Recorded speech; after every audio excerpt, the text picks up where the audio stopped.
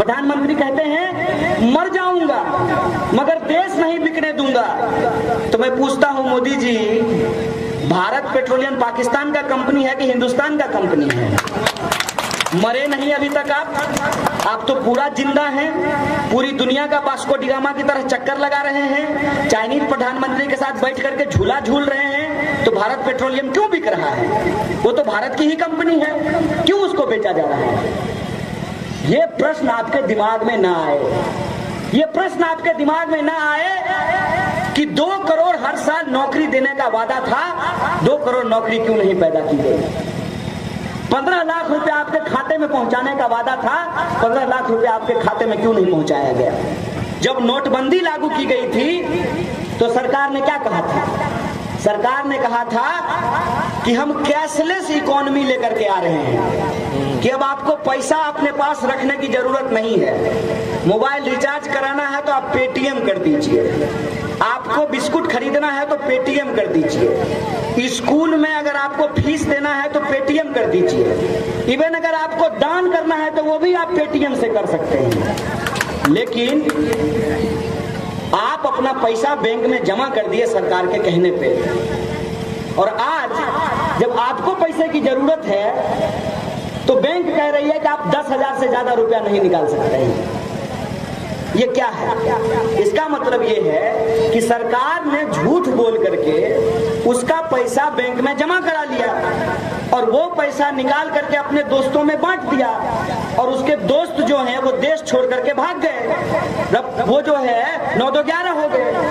यह जो इकोनॉमी में इतना बड़ा घपला किया गया, उस घपले का जिम्मेवार कौन है? लेकिन ये बात, ये मुद्दा चुनाव का मुद्दा नहीं है। चुनाव का मुद्दा क्या है? धारा 370। आपको 2 करोड़ नौकरी नहीं मिली, ये चुनाव का मुद्दा नहीं है, उसका जवाब है 370। आपके खाते में 15 लाख रुपया नहीं आया, ये नहीं हुआ, उसका जवाब है 370। आपकी सड़क टूटी हुई है, उसका जवाब है 370। आपको नौकरी नहीं मिल रही है, उसका जवाब है 370। किसान को उनके फसल का दाम नहीं मिल रहा है, उसका जवाब है 370। नई पेंशन स्कीम के नाम पर जो पुराना पेंशन स्कीम था उसको बंद कर दिया गया, और नया पेंशन स्कीम जो है उसमें बहुत सारे लाभ सरकारी कर्मचारियों के छीन लिए गए। पीएफ के पैसे के ऊपर इंटरेस्ट रेट को घटा दिया गया है। आपका पैसा जो खाते में जमा कराया गया उस पर इंटरेस्ट रेट घटा दिया गया है, और इनके जो दोस्त हैं उनका जो टैक्स है, उनको जो ज्यादा टैक्स देना था आज उनको कम टैक्स देना पड़ रहा है। आपका पैसा आपसे लूटा जा रहा है, आपके बच्चे का भविष्य आपसे छीना जा रहा है, आपके जीवन का जो तकलीफ है जिससे आप रोज जूझते हैं वो इस चुनाव का मुद्दा नहीं है। मुद्दा क्या है? 370। मतलब बेटा बाप से खाना मांगे तो बाप कहे मत खाओ, 370 लागू हो गया है। ये 370 क्यों किया गया है? ये 370 इसलिए किया गया है ताकि सरकार अपनी 420 छुपा सके, और अपनी 420 छुपाने के लिए 370 का नाम दिया जा रहा है। आप देख लीजिए कि किस तरीके से देश की राजनीति से लोगों के असली मुद्दे गायब कर दिए गए हैं। एक बात हम लोग सुनते थे ना, जैसे स्टेशन के बाहर खटमल मारने की दवा मिलती थी, चूहा मारने की दवा नहीं, मतलब खटमल मारने की दवा ले लो, चूहा मारने की दवा ले लो, है? और ये कहता था कि हर बीमारी का रामबाण इलाज। भाजपा ने भी इस देश के लोगों के लिए यही ढूंढ करके निकाला है। जब ये विपक्ष में थे तो सरकार से सवाल पूछते थे। स्मृति ईरानी का फोटो आप लोग देखते होंगे, जिस ही रसोई गैस का दाम बढ़ता था तो वो ईंटा पे लकड़ी जोड़ करके खाना बनाने लगती थी और चूड़ी तोड़ करके मनमोहन सिंह को भेजना शुरू कर देती थी। आज तो खुद ही मंत्री हैं, ना जो है रसोई गैस का दाम बढ़ने पे रोड पे आकर के खाना बना रही हैं, ना चूड़ी तोड़ करके मनमोहन सिंह को भेज रही हैं, क्योंकि मनमोहन सिंह तो प्रधानमंत्री है नहीं, प्रधानमंत्री तो नरेंद्र मोदी है। नरेंद्र मोदी के खिलाफ तो बोल नहीं सकते हैं, नरेंद्र मोदी के खिलाफ अगर बोलेंगे तो स्मृति ईरानी भी आडवाणी बन जाएंगे। ये जो हकीकत है, इस हकीकत के बारे में कौन बात करेगा, कौन बोलेगा? किस तरीके से लोगों के जो असली सवाल हैं उन तमाम सवालों के लिए एक जवाब। महंगाई बढ़ गई, रामबाण। बेरोजगारी बढ़ गई, रामबाण। देश में गरीबी बढ़ गई, रामबाण। अर्थव्यवस्था गिर गई, रामबाण। देश की कंपनी लुट गई, रामबाण। रेलवे बिकने को तैयार है, रामबाण।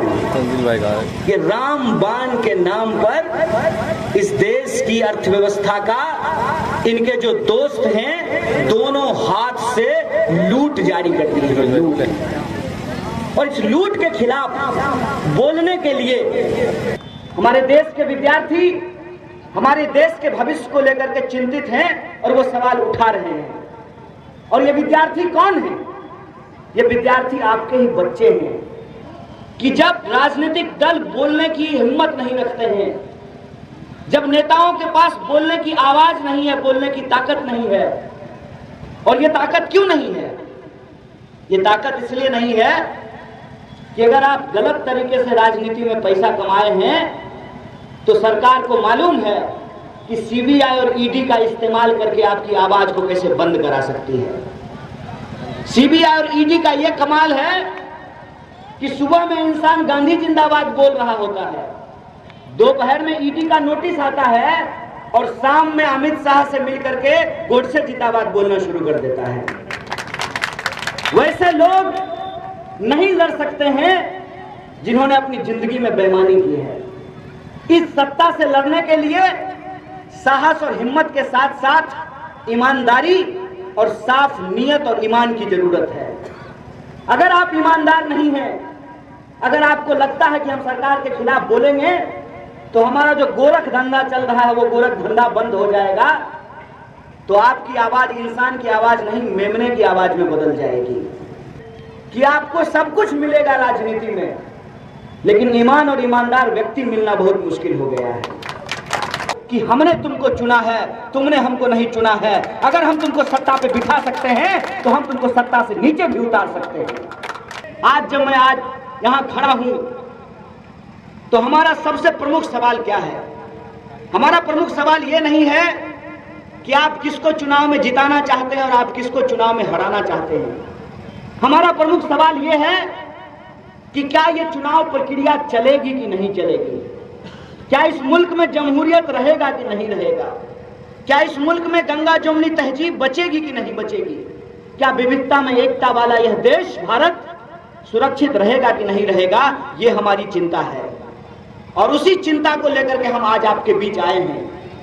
हम किसी हवाई नेता की तरह चुनावी भाषण देकर के आने और जाने के लिए नहीं आए हैं। अगर हम आज आपके बीच यहां आए हैं तो इस संकल्प के साथ आए हैं कि हमको हिंदुस्तान की तकदीर और तस्वीर बदलनी है, इसलिए आज हम यहां आए हैं। और आज हम अपने जिस साथी के साथ खड़े हुए हैं, हमारा आपस में यही तालमेल है, यही समझौता है कि परिस्थिति चाहे जो भी हो हम डट करके खड़ा रहेंगे। कोई अगर हमारे समाज में हिंदू मुस्लिम के नाम पर, मंदिर मस्जिद के नाम पर दंगा फसाद और नफरत की राजनीति करना चाहता है तो हम निहत्थे खड़ा होकर के साहित्य और अहिंसा वाले इस देश में, गांधी के इस देश में, अंबेडकर और भगत सिंह के इस देश में न्याय के पक्ष में खड़ा होंगे। पहली गर्दन हमारी कटेगी, फिर किसी आवाम के ऊपर हमला किया जाएगा। इस संकल्प के साथ खड़े हैं। हम भी 2019 में चुनाव लड़े थे बेगूसराय से, चुनाव हार गए। हार जीत अपनी जगह पे है, लेकिन मुझे लगता है कि जिन मूल्यों को लेकर के हमने लड़ना शुरू किया है वो लड़ाई अभी जारी है। और वो लड़ाई ये है कि बेगूसराय में लाख कोशिश इन भाजपाइयों ने, दंगाइयों ने दंगा फैलाने की है, लेकिन हर कोशिश को हमने और हमारे लोगों ने, हमारे समर्थकों ने और बेगूसराय की न्याय पसंद लोगों ने उसको नाकाम किया है और हिंदू मुस्लिम एकता का परिचय दिया है। आप जानते हैं कि सीमांचल में किस तरह की परिस्थिति पैदा की जा रही है। सीमांचल में लगातार ध्रुवीकरण की राजनीति की जा रही है, लगातार इस तरीके से समाज को पोलराइज करने की कोशिश की जा रही है कि पूरे के पूरे हिमाचल के समाज को बारूद के ढेर पर बिठाने का कोशिश किया जा रहा है। जब भी चुनाव हो, एक चिंगारी लगाओ, दंगा भड़काओ और चुनाव जीत करके विधानसभा और लोकसभा में पहुंच जाओ। ये साजिश सीमांचल के साथ किया जा रहा है और बार बार भाजपा के नेताओं के द्वारा सीमांचल के बारे में अपशब्द का इस्तेमाल किया जाता है। आप लोगों ने कई बार भाजपा के नेताओं के मुंह से सुना होगा कि वो सीमांचल को आतंकिस्तान तक बोलना शुरू। अरे अंदर आओ। वो कहते हैं कि सीमांचल में अगर कोई और जीतेगा तो पटाखा हिंदुस्तान में नहीं, पटाखा पाकिस्तान में फोड़ा जाएगा। ऐसी तोहमत सीमांचल के ऊपर वो लगाते हैं। इसीलिए अगर हम सीमांचल की धरती पे आज खड़े हैं तो हम इस समझदारी के साथ खड़े हैं कि ये हमारी धरती है, ये हमारी मिट्टी है, और यहाँ के रहने वाले जो लोग हैं, चाहे वो हिंदू हो या मुसलमान हो, चाहे सिख हो या ईसाई हो, चाहे बौद्धिस्ट हो या जैनी हो, चाहे किसी भी धर्म या जाति के हो, वो इस देश के लोग हैं, वो भारतीय हैं। उनके ऊपर यदि हमला होता है तो ये भारत की संस्कृति, सभ्यता और परंपरा के ऊपर हमला है, और ये हमला हम बर्दाश्त नहीं करेंगे।